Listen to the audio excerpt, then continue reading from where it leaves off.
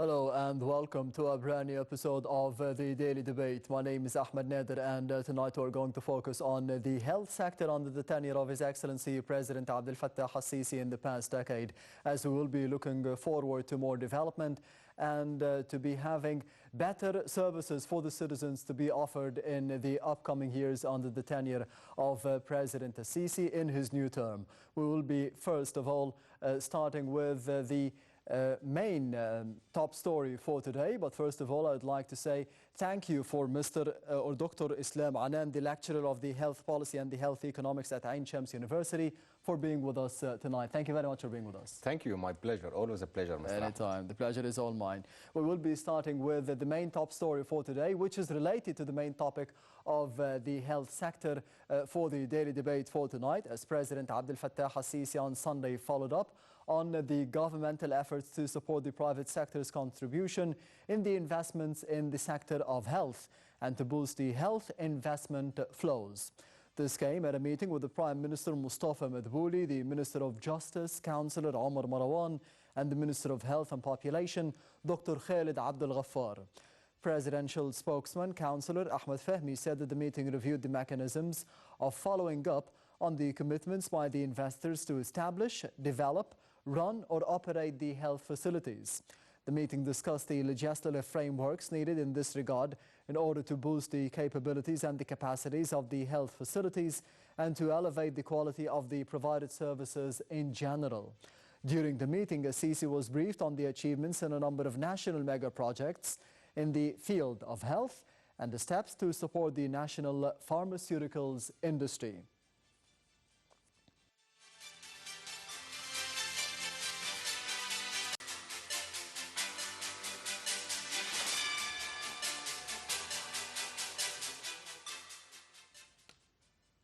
And before heading to the first topic and the first report of the daily debate for tonight, I would like to ask Dr. Islam Anan regarding the top story for today and the presidential activity of His Excellency President Abdel Fattah al-Sisi, a meeting with the Prime Minister Dr. Mustafa Madbouli, with the Minister of Justice and the Minister of Health and Population as well, Dr. Khalid Abdel Ghaffar, regarding the contribution of the private sector in the health sector. How do you see the importance of such a step? So that's a very good topic to start with, because it's a very important to tackle the public-private partnership, because if we are tackling healthcare industry in general, the most important thing is financial sustainability. And if we would like to achieve the healthcare coverage for all Egyptians, we're talking about a population over 100 million, it will be a very hard case to be covered only by the public sector. And all countries, and we can take a lot of Western European countries, taking the same technique, which is involvement of the private sector in the reimbursement and the insurance coverage. So Egypt, starting from 2018 and the launch of the universal health coverage, it was a very ambitious plan that just in 10 years we would like that all Egyptians to be covered. Achieving that, we need a good infrastructure of service providers, as you mentioned in the introduction. And we know that 10 years ago, the health expenditure was like 60% out of pocket and 40% only from governmental sector. And if we'd like to achieve 100% from the public sector, we need to involve the private sector underneath the umbrella of the public insurance. Doing that, we need to involve them as hospitals, service providers, and that was the launch of the universal coverage since 2018 to make sure that private hospitals can also have the right to be involved to treat Egyptians, but on the expense of the state, on the expense, governmental expense. And we've seen that in Port Said, we've seen that currently in Suez, in Luxor, and in Sinai, the 5 governorates reaching the universal health coverage. And as we can see, they are treating with the same premium, same amount of money that the governmental hospitals as well are treating. And since we are talking financial sustainability, we need to achieve that the private hospitals can give us the same service fees of the governmental hospital, and it's not easy.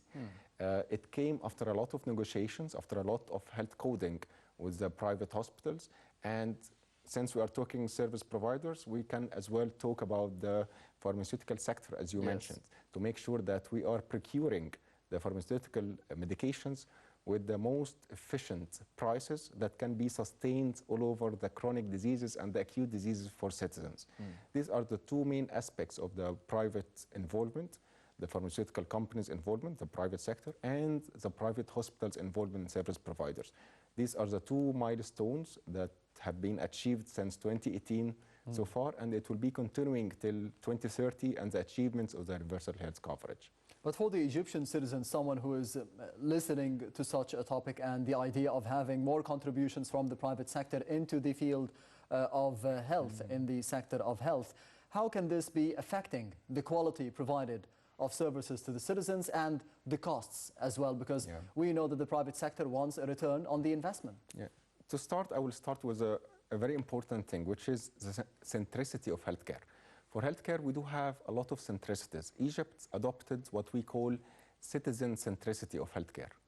It means that the main core of the healthcare is the citizen himself. Yes. We need to achieve a good quality of life for citizens, and they can go to private hospitals as well as having the right to go to public hospitals, of course. To do that, you need to make sure that the quality is actually standardized between the public and the private sector. Hence, GAHAR was established. GAHAR is an authority established by the President Abdel Fattah al-Sisi to make sure that we accredit private hospital as well as public hospitals for the sake of the main topic, which is competition. If you can achieve competition between hospitals, you will achieve better quality service and you will achieve that patients got the right to go to both hospitals. What will make Egyptian citizen go to a public hospital and he got the right to go to a private hospital, making sure that he will receive the same quality. And since the public sector as well will be dealing for profit, as if it's for profit, they will be enhancing the services, enhancing the quality of services and the satisfaction as well. So having a competition in place, this is the main target for the President Fattah al-Sisi and Professor Dr. Khaled Abou Ghaffar to make sure that we can achieve the sustainability we were just tackling a minute ago. And one important topic for that is if you can make sure that the competition is there, you need to make sure that the procurement is sustained, as well as from the private sector, pharmaceutical sector. Hence, a unified procurement authority was as well established in 2018. You do have currently a UPA. UPA is Unified Procurement Authority, established in 2018. You have the GAHAR to make sure the quality is sustained, and hence you do have a nationwide coverage for the healthcare sectors. These two main authorities established were actually the cornerstones of having the UHIA. I know a lot of abbreviations. Yes. Universal Health Insurance Authority. Yes. This is the new authority that will replace all the health services by 2030 to ensure that the citizen got only one insurance place. Before that, we do have, for example, health insurance organization. We do have on a state fund insurance. We do have the private sector. We do have the GOSI insurance. We do have a lot of insurance bodies, and the multiple insurance was always for the citizen is actually what's my insurance gonna be? How can I go to a hospital? Will they reimburse me for free? But currently, the new governorates entering the universal insurance, they do have one insurance body. They just take it on a household. They do have one card, and the card will be complemented by the private sector, so it will be easy for the citizen, which is the main aim, as I was saying, citizen centricity. We need the citizen to easily go to any hospital, get their treatment in a patient journey, what we call a very important abbreviation here, the TAT, turnaround time. They do have a very fast access to treatment.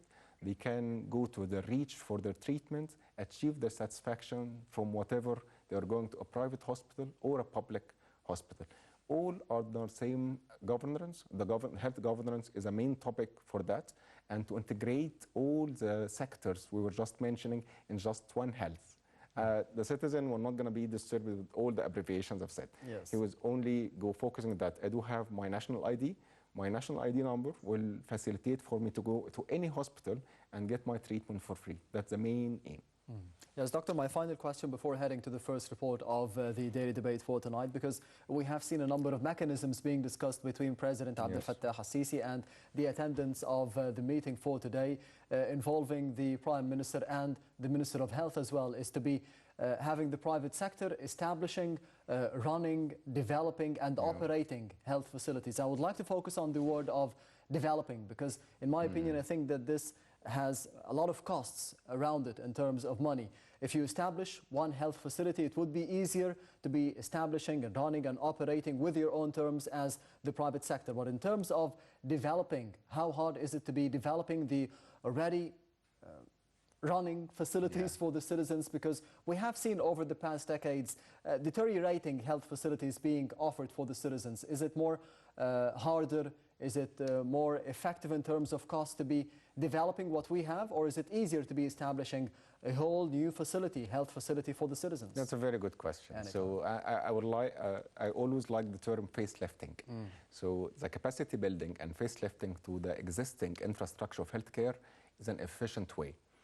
In healthcare, it's better to build on whatever infrastructure you are having, not to build it from scratch, because we do have the hospitals. And building a hospital is not just a normal building. It got a lot of engineering techniques. So since we do have the building itself and it's already made up to the standards, we just need to facelift it.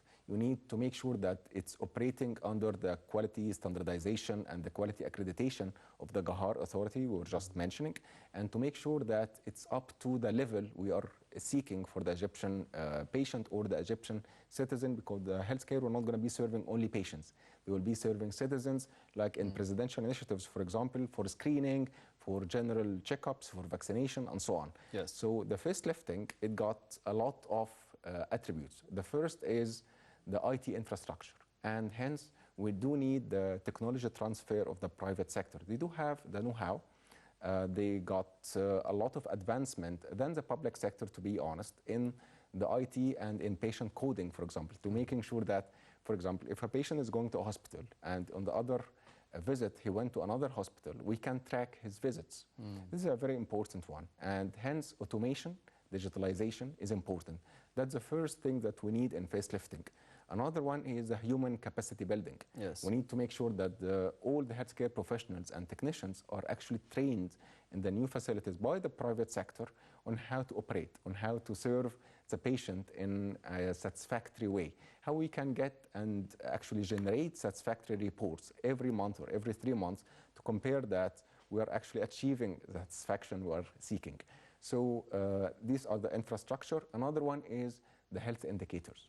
For private sector, and we were just mentioning, in 2010, for example, the budget for healthcare all over from governmental expenditure was about 35 billion Egyptian pounds. Currently, this year, we are talking about 158 billion Egyptian pounds in the new balance of the Ministry of Finance. So it's a big leap in terms of budget, but still we do need a lot of private sector contribution in terms of investment that can actually help in achieving the gap of the 60% out of pocket we were just mentioning. Yes. And having the IT, having the financial sustainability, having as well human capacity, and having by the end the health indicators. Health indicators means the outcome, how good looks like, what we like to achieve. For example, just to give one example, if an operation or a surgery is achieving worldwide a 90% success rate, we need to make sure that in Egypt it's not below 90%, it's above 90%. Achieving and actually putting a lot of key performance indicators, KPIs, what we call in healthcare health indicators, is very important. The private sector will augment that.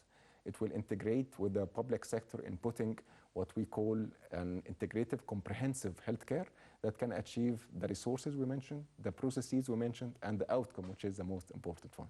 Yes, Doctor, allow me to be going to the first report of the daily debate for tonight, which focuses on the upcoming term by His Excellency President Abdel Fattah al-Sisi as president, and focusing on the developments that took place under the tenure of President al-Sisi in the past decade. We'll be having more details regarding such an important topic in the upcoming reports. So stay tuned.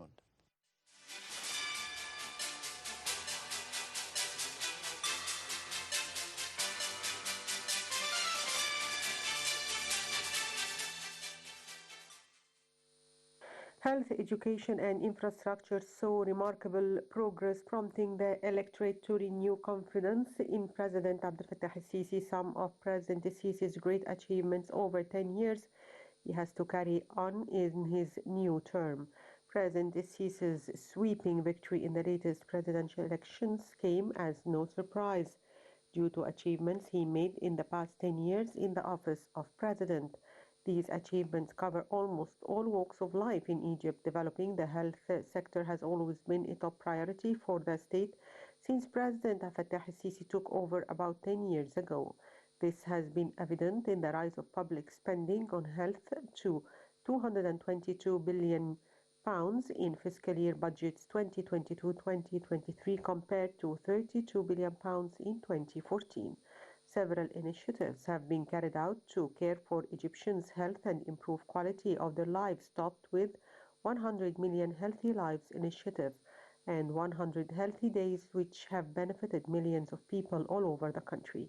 The initiatives covered elimination of hepatitis C, early detections of non-communicable diseases, maternal health care, early detection of genetic diseases in newborns, early detection and treatment of hearing impairment for children, early examination of anemia and obesity for school students, follow-up of women's health and treatment of chronic diseases, early detection of kidney disease, and ending waiting surgery lists. The government offers comprehensive health care by improving medical services in all state-run hospitals and medical facilities. Last October, the World Health Organization awarded Egypt the gold-level certificate for eliminating hepatitis C, a chronic viral infection that affects millions of people worldwide.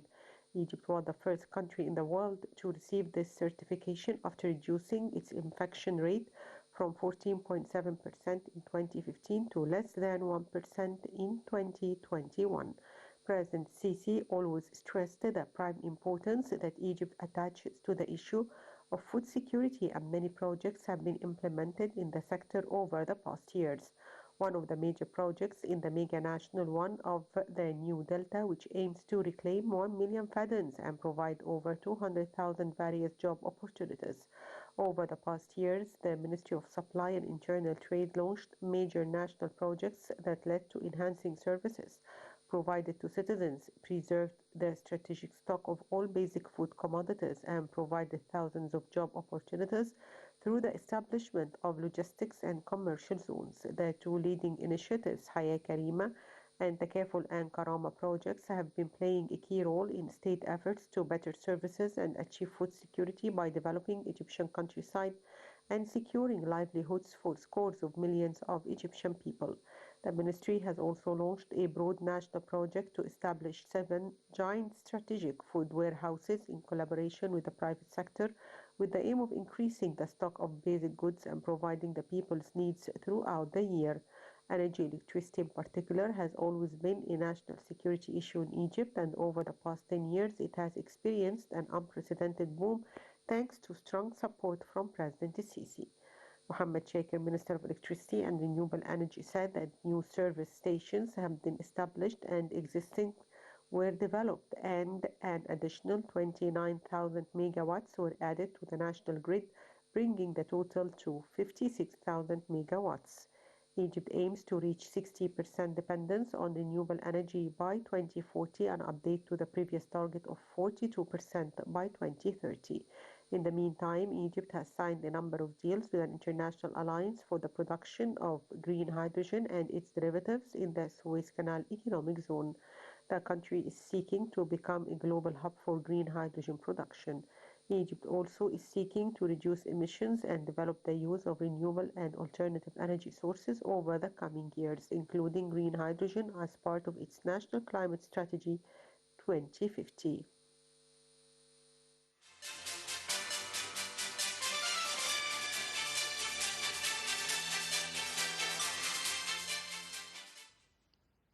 Welcome back. You're still watching the Daily Debate, and I'm honored to be having with me over the course of the episode for tonight Dr. Islam Anan, the lecturer of health policy and health economics at Ain Shams University. Thank you very much once again for being with us tonight. As we did see in the past report, a lot of achievements in different sectors over the past decade under the tenure of President Abdel Fattah el-Sisi. In your opinion, what were the topics and what were the sectors that were prioritized by the state to be developing in the past 10 years? So I really like the report, and I totally agree that it's unprecedented that we achieved a lot in terms of primary protection, in terms of screening. And as we were just mentioning, 10 years ago, we were just treating patients. That was the main aim of healthcare. Currently, the main aim is citizen health, by citizen health that I don't just want to treat patients. I need citizens not to be patients. And that's the main difference between citizen centricity and patient centricity. Yes. And if you are talking about the presidential initiatives for health, for example, the 100 million healthy lives and unprecedented screening for hepatitis C, for example, it's an achievement that it's a Guinness record achievement. We screened 50 million Egyptian citizens for hepatitis C. And hence we reached a 1% and a less than 1% hepatitis C infection in Egypt, and we were 10 years ago the first country worldwide having infections from hepatitis or chronic hepatitis.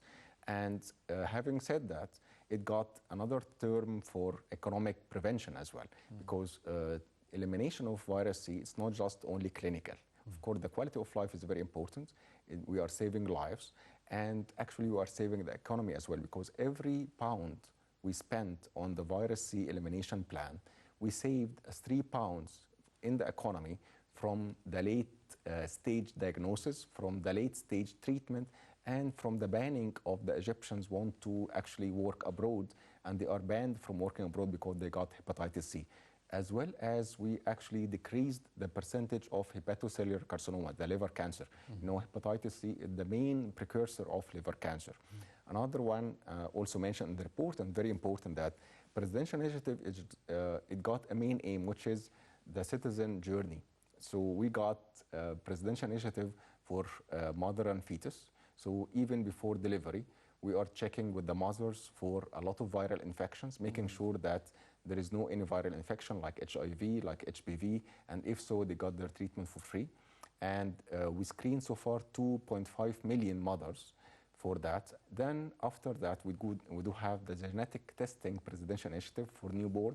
The newborn screening is very important. We are screening all and every fetus after delivery if they are admitted to the ICU for any genetic disorder. We are screening 19 genetic disorders, and once it is diagnosed, it's treated at first month or second month. And if we are not doing that, we would have actually discovered that a lot of years after, with a lot of cost and a lot of clinical burden and consequences. Then we take it from there. For example, another presidential initiative for school-age children, for obesity, for stunting, which is short stature, and for anemia. And this presidential initiative is very important because we are tracking school children every year. So imagine every year, Egypt is screening 10 million school children every year to track the 3 syndromes: obesity, short stature, and anemia. And if you can look at the trend from 2018 till this year, you will find that, for example, anemia and short stature decreased in incidence. Obesity will still do have some stagnancy in terms of percentages, and hence, once we see in a presidential initiative that there is a result that we need to address, there is another presidential initiative for nutrition, for food and nutrition. We need to make sure that the school children are getting fed with healthy meals. Hence, there is a school meal presidential initiative, for example. And we take it from there. Non-communicable diseases like diabetes and hypertension, the screen 25 million Egyptian citizens. And for senior citizens, for cancers, we do have currently 5 cancers are screened. So you are taking all the journey of the Egyptian citizen from birth till senior citizenship to make sure that we are actually preventing diseases, not just treating. We're not just waiting that the patient will present to the healthcare facility with a late stage disease. So just to give you an example, in breast cancer, for example, most of the breast cancer patients were actually presented on a metastatic state. Metastatic, it means it's a terminal state. Most probably they will end in fatality. And it was like 60%. And because we are screening women, currently we screened, for example, 20 million. Then the year after, it was 30 million. So we reached 35 million visits for breast cancer. Currently, we reversed the percentages. It was 40% before metastatic and curable, and 60% metastatic. Currently, it's only 40% on metastatic state. So we are downstaging the cancer stages, and hence we are saving lives. Again, from economic perspective, every pound we spent on breast cancer prevention, we saved 1.35 pounds. So we do have clinical implications, we do have quality of life implications, and economic return as well. On the other hand, in your opinion, what are the sectors that should be focused on, that should be prioritized by the state in the health sector for the upcoming period? So if we are focusing till 2030, we need to focus and augment more the health policy and public health, like the current Ministry of Health administration is actually doing. Yes. So a lot of focus and a lot of budget was actually put for primary prevention. Primary prevention, it means no disease at all. We need to screen people to prevent disease. It's like stunting. It's like smoking cessation campaigns. So all the public health campaigns. And then the secondary prevention, it means early detection. Instead of detecting the diseases in late stages, and it got a lot of precautions for clinical and economic, we need to discover it early. And last but not least, the most important one is tertiary prevention. It means if the patient reached a late stage, diabetes, hypertension, cardiac diseases, we need to make sure that they got their treatment from optimum perspective. These are the three main aims of the Ministry of Health. The private-public partnership is actually very important. We are actually increasing that. So we are going to the right path that by sustainability and financial stability and all the challenges that we were facing last year are currently, alhamdulillah, solved after having a lot of liquidity in terms of USD liquidity to make sure that from pharmaceutical sector, we do have sustainability. From health providing, we do have investment, as you mentioned in the introduction. Yes. So all these pillars to continue in that and continue in their sustainability will make sure that, inshallah, we will achieve 2030 vision for health, having all Egyptian citizens covered for free on a household level and having their reach to medical treatment on an easy, accessible way. Over the past 10 years, we have seen statements by the government and the cabinet and Prime Minister Dr. Mustafa Madbouli saying that we have invested and we have pumped as a state about 4.9 trillion Egyptian pounds in the mega national projects in general. Yeah. How do you think this has affected the health sector in a positive way? As before the break, you've mentioned, for example, the digitalization of the information and the data for the benefit of the citizens. Okay, so all the time and in most talks we were faced that if you invest in healthcare, you are investing in a consumable industry. Yes. We just consume money, we just consume resources, and there is no measurable returns. That's actually very incorrect and was proven incorrect by the Prime Minister and the administration, because every pound you are investing in healthcare, it got a lot of return on investment. In a very nice study, they measured that every dollar you are spending in healthcare, you got a $3 return on investment. So in mega projects, investing in healthcare, it's a very important pillar in the improvement. Another sector is, it's not a consumable ministry or industry, it's actually productive. It produces the most important product in any country. It produces health. Yes. If you do have a good health, you do have good economy. If you do have poor health, you're not going to be having a good economy. And we do have COVID as a witness for that. Most of the people were actually off work. There is no productivity. And we've seen that the world lost in 1 year around 1.5 trillion US dollars just from the productivity lost. Just productivity lost. Not mentioning not treating the patients. Not mentioning the treatment, the vaccination, all of this. So it's very important that currently we are focusing, and then the previous 10 years we launched a lot of mega projects. The Universal Health Coverage Project is one of them. It's a mega one. And we do have a lot of hospital built. We do have a lot of authorities. And we can say that all of these are under a big umbrella called health governance, having all authorities, the new authorities built, all the authorities built together in digitalization, having them in automation to make sure that, for example, if we are procuring any medication, that the patient will receive it in a timely manner. We're not making governance to make the turnaround time for patient elongated. We would like to have it shortened. To make sure that we are having that, we need a mega digitalization for the system. We need a mega automation. And to make sure that the governance is actually done in a timely manner. Yes, Doctor, you have mentioned before the break as well the elimination of hepatitis C here in the country, according to one of the presidential initiatives by President Abdel Fattah al-Sisi. And one of the statistics says that we have the infection rate decreased between 2015 and 2021 between 14.7 to under 1%. Yes. That's quite an achievement for Egypt and for any other country in the world.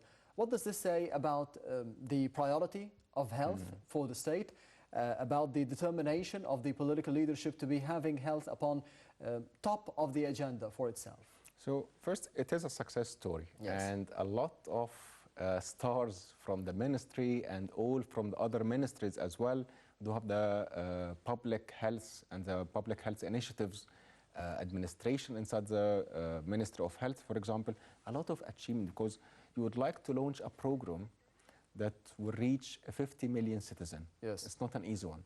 That's, again, a Guinness record screening number. Yes. No other country achieved to screen 50 million citizens. Another thing is how you're going to make sure that the citizens will have the confidence to go to the health facilities and the primary units to make their actually screening. And hence another success for all the peripheral units who are actually encouraged in the primary care units, citizens to come and make their screening. Another one is statistics. Yes. How you make sure that every single contact with citizens are recorded, and there's a central digitalization system that records everything and making sure that the positive results are there positive, a true positive, not a true or a false negative or a false positive. And then how are you going to refer all these patients detected, and we detected 2.5 million, to tertiary units to get their treatment. And then another success story is the treatment used to be a very expensive treatment. Before, in 2015, for example, it was 120,000 Egyptian pounds. Yes. Currently, it's 3,000. So we achieved a very good deal.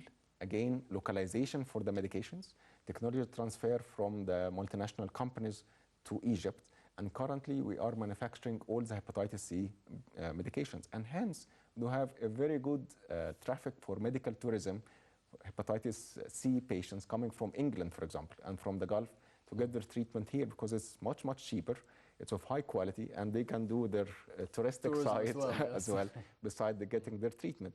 Another thing is how you make sure that you're not going to be having a reinfection. So you need to focus on the public health, on the hygiene techniques, on the hygiene of the Egyptian citizens, and making a lot of public awareness campaigns. And hence, and because of that, last October, after the screening, we made sure that we do have a less than 1%. We are on our way to eliminate it to 0%, and hence we got the golden tier in our road of elimination of virus C by the WHO. Yes, Dr. Islam, allow me to be going to the other report of the daily debate for tonight, which focuses on the investment or pumping of money. About 9.4 trillion Egyptian pounds were pumped into the mega national projects over the past decade under the tenure of President Abdel Fattah al-Sisi, according to the statements made by Prime Minister Dr. Mustafa Madbouli. We'll be having more details regarding such a statement and quite an achievement in the upcoming report. Stay tuned.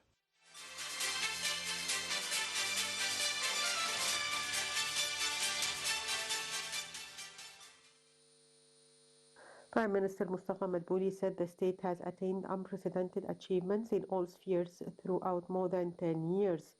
The Premier was speaking at the Story of Homeland Between Vision and Achievement conference held last September in the presence of President Fattah al-Sisi. Madbouli said it's a great honor and enormous responsibility to be standing today to review achievements made by the state over more than 9 years in all domains to serve citizens. He added that such achievements are unprecedented and have never been witnessed since centuries. The Prime Minister said the global economic crisis has caused massive challenges, leaving all world countries, especially the developing ones, suffering inflation and hiking prices. Madbouli said that the success stories of developed countries prove that development has been their top priority and a solution to their problems. He added that setting up projects, adopting an ambitious national strategy alongside boosting the expenditure is key for ensuring development of nations. Prime Minister said that achieving real comprehensive development required improving the economic growth rate with a view to creating job opportunities, providing social protection nets for the low-income segments, promoting partnerships with the private sector, minimizing the state's role in economic activities. He pointed out the challenges posed by the outbreak of coronaviruses in 2020 and the rising global inflation rate has pressed the state to work amid consecutive crises. Madbouli pointed out to the state's urban development for the year 2050, highlighting that the plan was outlined by 34 Egyptian experts and consultants in all domains to make a proposal on the method of building a successful state. The state has introduced 6 tracks for achieving development, including improving infrastructure, ensuring integration in the global economy, attaining food security, and adopting social protection programs.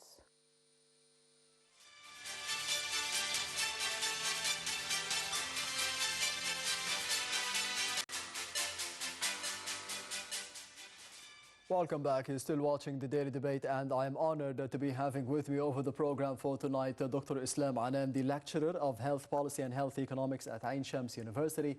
Thank you very much once again for being with us tonight. We have seen over the past report the achievements made in general in the state under the tenure of President Abdel Fattah al-Sisi, but one of them in the sector of health is the comprehensive health insurance system, or the universal health insurance system. How important is it to be having the idea itself of implementing it in several governorates, maybe small governorates, but we have at least the idea being implemented and propagated for the future in bigger governorates all over the state? So again, previously, before having a universal insurance system, we had a multiple insurance umbrellas. Yes. So the Egyptian citizens got multiple hats for insurance. Some of Egyptians got insurance under health insurance, another under own state fund, another for private sector. So we didn't have what we call a health equity. And one of the main important objectives of the healthcare system in Egypt and in our 2030 vision is health equity. So all Egyptians are treating the same. All Egyptians got the right for treatment and reaching their treatment. Having said that, we need to have one system, eliminate all the old systems and replace them with a new one. And hence, the pilot started in Port-Said to have the pilot of one universal insurance, eliminating all the other sectors.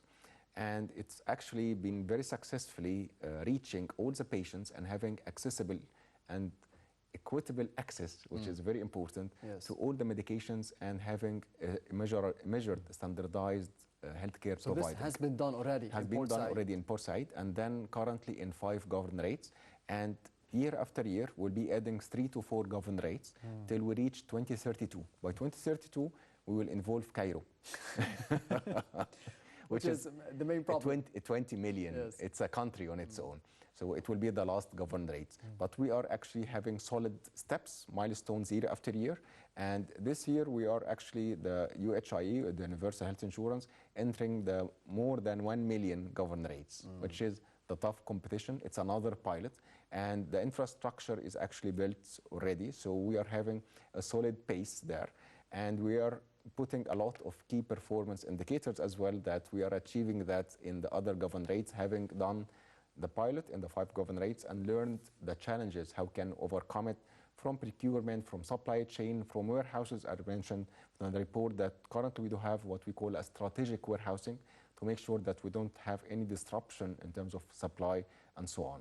Inshallah, we'll be meeting here year after year. Yes. Year after year, we'll be achieving 5 to 6 governorates, 3 to 4 governorates, as I mentioned, till we achieve the big governorates in the Delta region. Yes, and Doctor, my final question would be about the same note that we have begun the episode with, which is investing and the private sector being an investor, a potential investor in the health sector. What are the incentives that the government, that the political leadership should be offering for the potential investors to be coming and pumping more money into the health field here in Egypt? Thank you. That's a continuation to my previous answer. Yes. We are going to universal health insurance.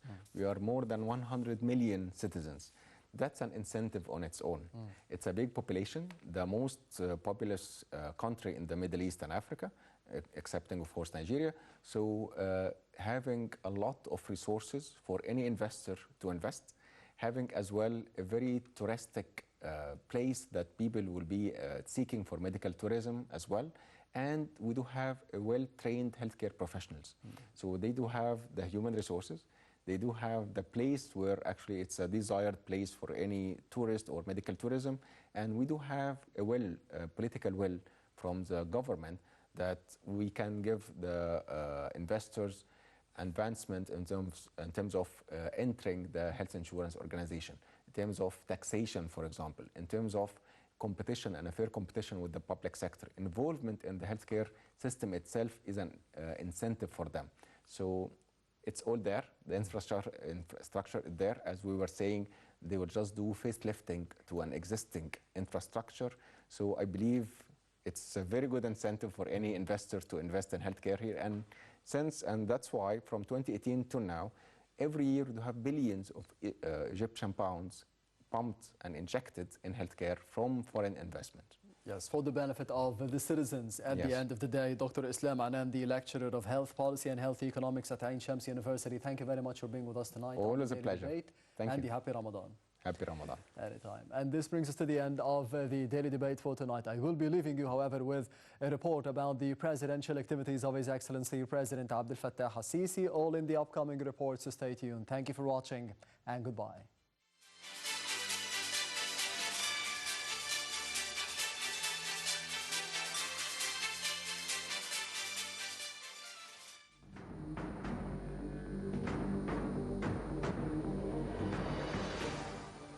President Abdel Fattah al-Sisi meets with the Secretary General of the United Nations, Antonio Guterres. The meeting is attended by the Commissioner General of UNRWA, Philippe Lazzarini, and the UN Resident Coordinator in Egypt, Elena Panova. The meeting addresses many international and regional issues, with emphasis on developments in the Gaza Strip. President Abdel Fattah al-Sisi meets with Prime Minister Dr. Mustafa Madbouli, Minister of Finance Dr. Mohammed Naid, and Vice Minister of Finance for Fiscal Policies Ahmed Kukchuk.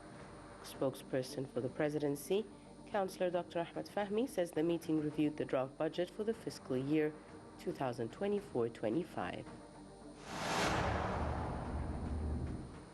President Abdel Fattah al-Sisi receives a U.S. congressional delegation led by Chairman of the Counterterrorism Law Enforcement and Intelligence Subcommittee, Republican Congress, August Pfluger, as well as members of the U.S. Congress from the Democratic and Republican parties.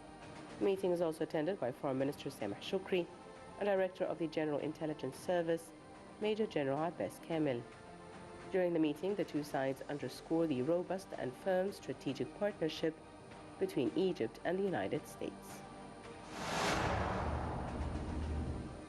President Abdel Fattah al-Sisi reviews work progress in the Egypt's Future project in the New Delta, which aims to provide high-quality agricultural products at affordable prices for citizens and to export the surplus.